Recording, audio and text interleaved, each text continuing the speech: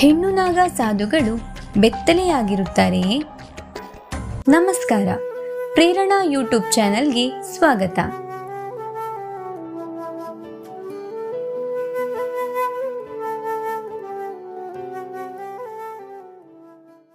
ಪುರುಷರಂತೆ ಸ್ತ್ರೀನಾಗ ಸಾಧುಗಳು ಬೆತ್ತಲೆಯಾಗಿರುವುದಿಲ್ಲ.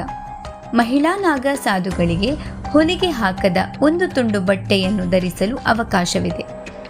ಅವರು ತಿಲಕ ಹಚ್ಚುತ್ತಾರೆ, ಜಡೆ ಕೂದಲು ಬಿಡುತ್ತಾರೆ. ಕಠಿಣ ತಪಸ್ಸು ಮತ್ತು ಧ್ಯಾನ. ನಾಗಸಾಧು ಆಗುವ ಮೊದಲು ಈ ಮಹಿಳೆಯರು ಕಠಿಣ ತಪಸ್ಸು ಮತ್ತು ಧ್ಯಾನ ಮಾಡಬೇಕು. ಬ್ರಹ್ಮಚರ್ಯದ ವರ್ಷಗಳು. ಸ್ತ್ರೀನಾಗ ಸಾಧು ಆಗುವ ಮೊದಲು ಪರೀಕ್ಷೆಯಾಗಿ 6ರಿಂದ 12 ವರ್ಷಗಳವರೆಗೆ ಕಠಿಣ ಬ್ರಹ್ಮಚರ್ಯವನ್ನು ಪಾಲಿಸಬೇಕು. ಇದಾದ ನಂತರವೇ ನಾಗಸಾಧು ಆಗಲು ಅವಕಾಶ ಸಿಗುತ್ತದೆ. ತಲೆ ಬೋಳಿಸಬೇಕು.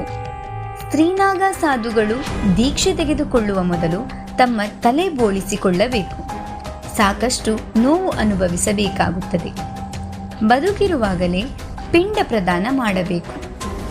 ಹೆಣ್ಣು ನಾಗ ಸಾಧು ಆಗುವ ಮೊದಲು ಹೆಣ್ಣು ಸನ್ಯಾಸಿನಿ ಎಲ್ಲ ಲೌಕಿಕ ಬಂಧಗಳನ್ನು ಮುರಿಯಬೇಕು.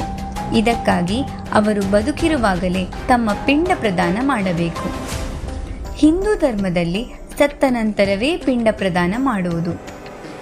ಕುಂಭಸ್ನಾನ. ಸ್ತ್ರೀನಾಗ ಸಾಧುಗಳು ಯಾವಾಗಲೂ ಪ್ರಪಂಚದಿಂದ ದೂರವಾಗಿಯೇ ಜೀವನವನ್ನು ನಡೆಸುತ್ತಾರೆ. ಕುಂಭಮೇಳದಂತಹ ಸಂದರ್ಭದಲ್ಲಿ ಪವಿತ್ರ ನದಿಗಳಲ್ಲಿ ಸ್ನಾನ ಮಾಡಲು ಪ್ರಪಂಚದ ಮುಂದೆ ಬರುತ್ತಾರೆ. ಇಂದಿನ ಮಾಹಿತಿ ನಿಮಗೆ ಇಷ್ಟವಾಗಿದ್ದಲ್ಲಿ ದಯವಿಟ್ಟು ನಮ್ಮ ಚಾನೆಲ್ ಅನ್ನು ಸಬ್ಸ್ಕ್ರೈಬ್ ಮಾಡಿ, ಲೈಕ್ ಮತ್ತು ಶೇರ್ ಮಾಡಿ. ಧನ್ಯವಾದಗಳು.